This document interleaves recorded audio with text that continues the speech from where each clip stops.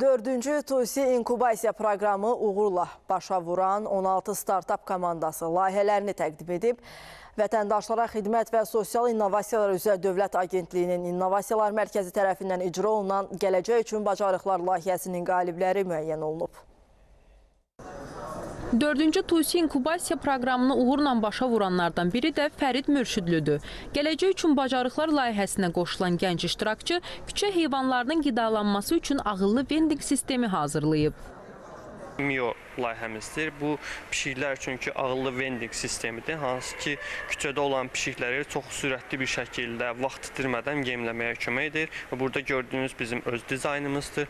Bu dizayn sayəsində normal vending cihazlarından fərqli olaraqdan biz məhsul sayını 400-ə qədər artırırıq və siz sadəcə rahat bir şəkildə gəlib QR oxudaraqdan və yaxud da birbaşa NFC ilə ödəniş edərəkdən bu pişik yeməyini alırsınız və istifadə edirsiniz.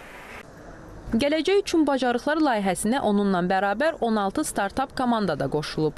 Layihəsinin bizim əsas məqsədimiz təhsili interaktivləşdirməkdir. Bu yolda ilk adımı coğrafiyanı atdıq və düzəltdiyimiz oyun modeli vasitəsilə biz 10-a yaxın müxtəlif oyunları oynaya bilərik burada və beləliklə şagirdlər həm əylənib, həm də öyrənə biləcək. Biz artıq dərsdə olan maraq çatışmamazlığını aradan qaldırıb öyrənməni daha effektiv eləmək istəyirik.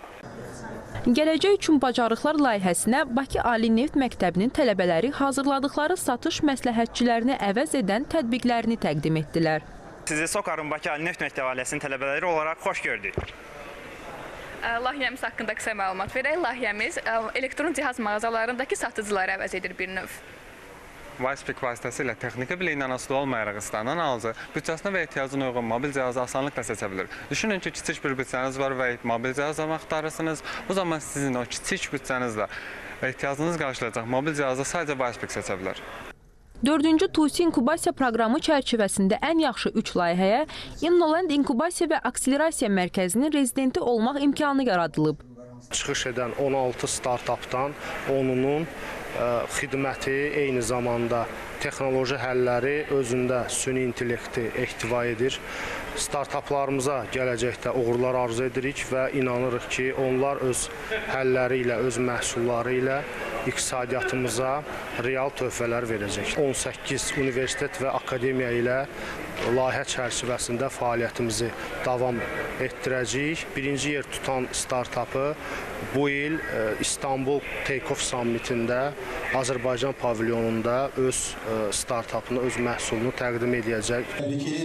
Vətəndaşlara xidmət və sosial innovasiyalar üzrə Dövlət Agentliyinin İnnovasiyalar Mərkəzi tərəfindən icra olunan Gələcək üçün Bacarıqlar layihəsinin Demo Day tədbirində 5-ci inkubasiya proqramı elan edildi. Layihəyə yeni qoşulan ali təhsil müəssisələri ilə vətəndaşlara xidmət və sosial innovasiyalar üzrə Dövlət Agentliyinin arasında innovasiya mühitinin inkişafına dair əməkdaşlıq memorandumu imzalandı.